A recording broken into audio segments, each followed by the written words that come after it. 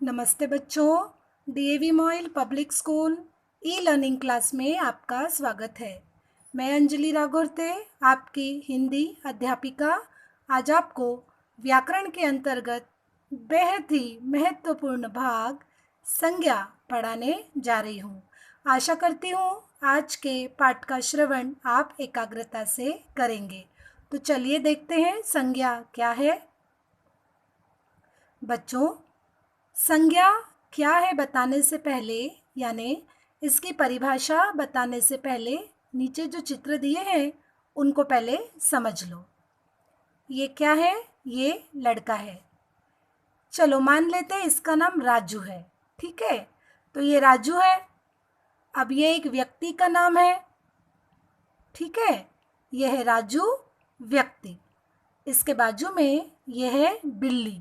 बिल्ली एक प्राणी है, तो इस प्राणी का नाम है बिल्ली। अब यह है बाल्टी, यह एक वस्तु का नाम है। यह लड़का रो रहा है, यानी ज़रूरी है उदास है। इसका मतलब यह एक भाव का नाम है। कौन सा भाव नज़र आ रहा है कि यह उदास है और ये रो रहा है। इसी प्रकार ये कौन सी जगह है? जगह यानी स्थान। कौन सा स्थान है? यह स्थान है खेत का। ये व्यक्ति, ये प्राणी, ये वस्तु, ये भाव और ये स्थान, इन पर से हम संज्ञा की परिभाषा कुछ इस तरह बनाएंगे। शब्द के जिस रूप से किसी व्यक्ति, प्राणी, वस्तु, भाव और स्थान का पता चलता हो तो उसे संज्ञा कहते हैं। अब समझ में आया? चलो एक और उदाहरण देखें। यहाँ पर दादी माँ अपने बच्चों को कुछ कहानी सुना रही है। देखो तो क्या लिखा है। दादी राजू और मुन्नी को कहानी सुना रही है। दादी के हाथ में कहानी की किताब है। मुन्नी और राजू खुश है। दादी ने ऐनक पहनी है। अब देखो, इसमें से हम संज्ञा निकालेंगे। अब पॉइंटर के ज़रिए मैं आपको संज्ञा बताती हूँ कि हम उसे कैसे घेरा लगाएंगे। देखो, अब ये कौन है? ये है दादी। तो दादी नाम हो गया एक इनका, तो ये हो गया व्यक्ति। राजू भी नाम हो गया, ये भी व्यक्ति का नाम हो गया।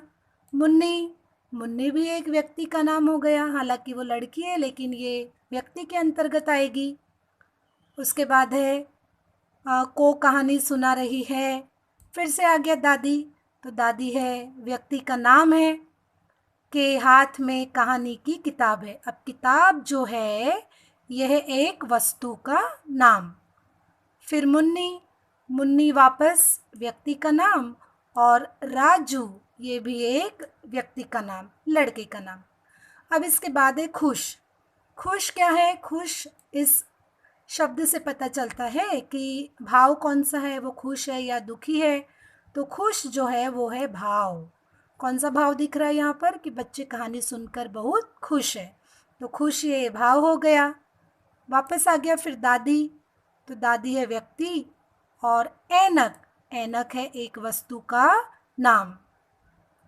इस तरह से कई बार ऐसा होता है कि कुछ लाइनें दी जाती है और उस पर से हमें संज्ञा को छांटना पड़ता है। तो संज्ञा को छांटने से पहले हमें ये पता होना चाहिए कि संज्ञा कहाँ कहाँ होती है। हमने देख लिया, व्यक्ति का नाम है, वस्तु का नाम है, ठीक है, भाव का नाम है, किसी प्राणी का नाम है, या फिर किसी स्थान का नाम है, तो इसे संज्ञा कहते हैं। और संज्ञा का मतलब ही होता है नाम। वस्तु का नाम, व्यक्ति का नाम, प्राणी का नाम, स्थान का नाम या भाव का जो नाम होता है उसे ही संज्ञा कहते हैं। समझ में आया ना?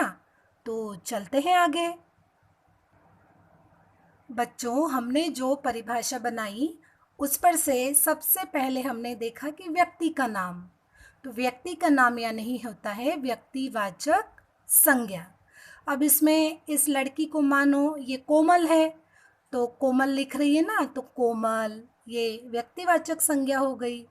रानी, महारानी, क्वीन है ना, तो ये भी इसका एक नाम हो गया, ये भी व्यक्तिवाचक संज्ञा हो गई।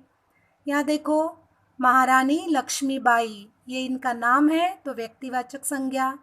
इनके बाजू में लौह पुरुष है सरदार वल्लभ भाई पटेल, ये व्यक्तिवाचक संज्ञा में आ जाएंगे। नीचे महात्मा गांधी, मोहनदास करमचंद गांधी, राष्ट्रपिता बापू जी ने हम कहते हैं, ये व्यक्तिवाचक संज्ञा क्योंकि ये इनका नाम है। और ये कौन है? शिवाजी महाराज, तो ये भी हो गए व्यक्तिवाचक संज्ञा। अब आगे देखते हैं वस्तुवाचक संज्ञा। ठीक है बच्चों, वस्तुवाचक संज्ञा।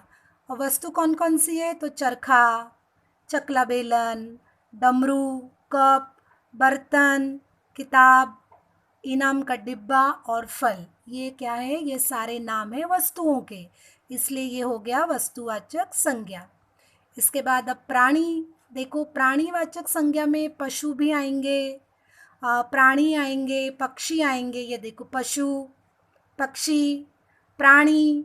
ठीक है, तो इसमें पहला है बाघ, जंगल का क्या कहते हैं इसे? हमारा राष्ट्रीय पशु, नेशनल एनिमल, टाइगर, बाघ। इसी के साथ बाजू में है हाथी, फिर घोड़ा, गाय, पशु में आता है ये, है ना, ये सारे पशु है, प्राणी। फिर है कुत्ता और पक्षी, ये सारे आएंगे प्राणीवाचक संज्ञा के अंतर्गत। इसके बाद है भाववाचक, इसमें ये देखो दोनों हाथ मिला रहे, इसका मतलब दोनों के बीच क्या है? एक प्यार है, प्रेम है, अपनापन है। तो अपनापन, प्यार, प्रेम, ये भाव है। अब ये लड़का बहुत गुस्से में दिख रहा है, तो ये भी एक भाव है। लड़की खुश दिखाई दे रही है। अब इसके नीचे मोटा सा जो लड़का है वो देखो काफ़ी हैरान है, किसी चीज़ को देख के वो आश्चर्यचकित हो गया है। इसके नीचे ये बच्चा काफ़ी दुखी है, शायद ये बीमार है। ये लड़की देखो, ये गरीबी का प्रतीक है, गरीब है ना, तो देखो कितनी उदास है, तो गरीबी ये भी भाव है। और ये लड़का खुश है क्योंकि इसे इनाम मिला, लेकिन इसके पीछे वाला लड़का इससे जलन कर रहा है, ईर्ष्या कर रहा है, द्वेष कर रहा है। इसका मतलब ये सारे लोग जो है अपने चेहरे के ज़रिए किसी न किसी प्रकार के हाव भाव को दिखा रहे हैं, एक्सप्रेशन। ठीक है, तो ये सारे किसके अंतर्गत आएंगे? भाववाचक संज्ञा के अंतर्गत। अब अंतिम है स्थानवाचक संज्ञा। स्थानवाचक संज्ञा यानी जिसमें जगहों के नाम होंगे। लाल किला, अब ये दिल्ली, ये ताजमहल जगह का नाम है, मुंबई जगह का नाम है। अब ये तो आपको नहीं पता पर मैं बता देती हूँ ये क्या है। ये हरियाणा के पर्यटन स्थल है काफ़ी। ठीक है, तो हरियाणा ये भी एक जगह का नाम है। इसके बाद है ये मथुरा, मथुरा भी जगह का नाम है। और ये है जंगल, तो ये भी जगह का नाम है, और जगह का मतलब ही होता है स्थान। तो ये सारी है स्थानवाचक संज्ञाएं। तो समझ में आ गया ना आपको? व्यक्तिवाचक, प्राणीवाचक, वस्तुवाचक और स्थानवाचक और भाववाचक, ये सारे हमने संज्ञाओं को पढ़े। अब इसके आधार पर आपको एक गृह कार्य हल करना है। बड़ा आसान सा है। दिए गए शब्दों को योग्य स्थान में लिखिए।